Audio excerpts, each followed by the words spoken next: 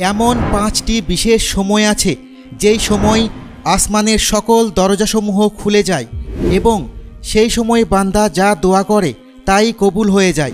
বন্ধুরা, আমরা সকলেই চাই আল্লাহ তাআলা আমাদের দোয়া কবুল করুক।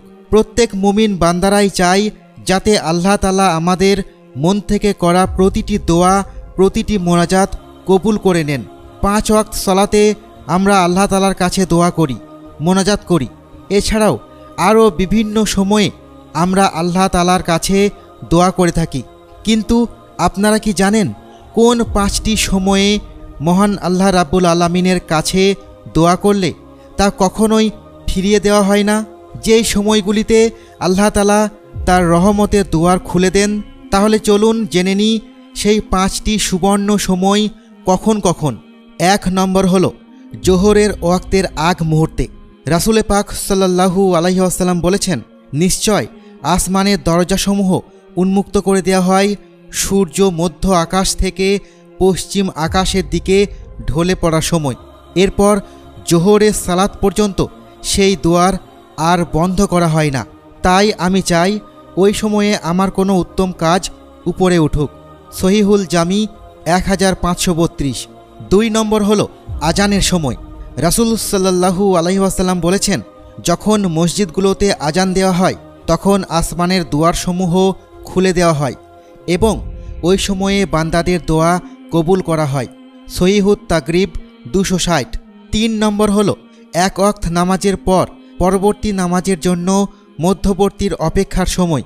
রাসূল সাল্লাল্লাহু আলাইহি ওয়াসাল্লাম বলেছেন, তোমরা এই মর্মে সুসংবাদ গ্রহণ করো যে তোমাদের রব তোমাদের জন্য আসমানের দুয়ারসমূহ খুলে দিয়েছেন এবং তোমাদের নিয়ে ফেরেশতাদের সাথে গর্ব করে বলছেন, আমার বান্দাগণ আমার এক ফরজ আদায়ের পর পরবর্তী ফরজ আদায়ের জন্য অপেক্ষা করছে। ইবনে মাজাহ। 4 নম্বর সময়টি হলো রাতের শেষ সময়। রাসূল সাল্লাল্লাহু আলাইহি ওয়াসাল্লাম বলেছেন, রাতের শেষার্ধ শুরু হলে আল্লাহ তাআলা বলতে থাকেন, কোনো আবেদন পেশকারী কি আছে? তার আবেদন গ্রহণ করা হবে। কারো চাওয়ার কিছু আছে কি? তার চাওয়া কবুল করা হবে। আছে কি কোনো বিপদগ্রস্ত ব্যক্তি? তাকে বিপদ থেকে মুক্ত করা হবে। তখন পেশাদার ব্যভিচারিণী ব্যতীত কোনো মুসলমানের দোয়া ব্যর্থ হয় না। সুবহানাল্লাহ। বন্ধুরা, আমরা কেউই যাতে এই শেষ রাতের দোয়া থেকে বঞ্চিত না হয়। আল্লাহ তাআলা আমাদেরকেও যেন শেষ রাতের দোয়া থেকে বঞ্চিত না করেন। আর 5ম সময়টি হলো তাসবিহ পাঠের সময়। আল্লাহু আকবার কাবীরা ওয়ালহামদুলিল্লাহি কাসীরা ওয়া সুবহানাল্লাহি বুকরাতাও ওয়া আসিলা। এই তাসবিহ পাঠের সময় আসমানের দরজাসমূহ খুলে দেওয়া হয়।